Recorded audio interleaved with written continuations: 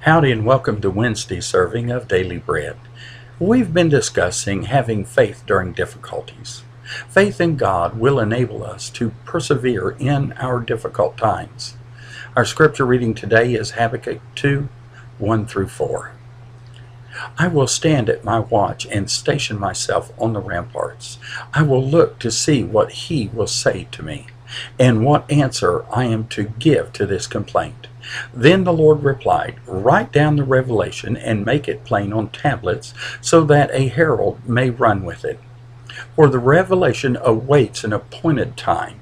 It speaks of the end and will not prove false. Though it linger, wait for it. It will certainly come and will not delay. See, he is puffed up.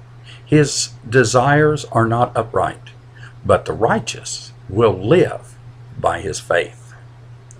Yet it is necessary to wait patiently for God to answer.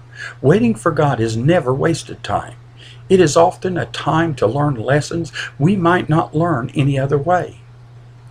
We will never have all the answers concerning God's timing. Perhaps there are things that need time to be worked out. God might also be testing our patience and faith. We need to remember God is working with eternal purposes in mind. He looks beyond our limited sight.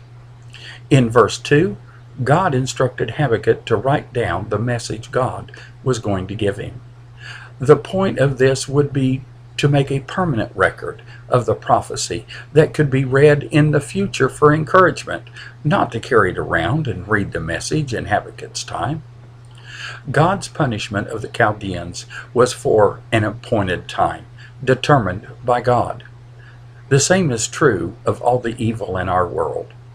We sometimes wonder if God is going to judge the ungodly who seem to be gaining more and more power and influence.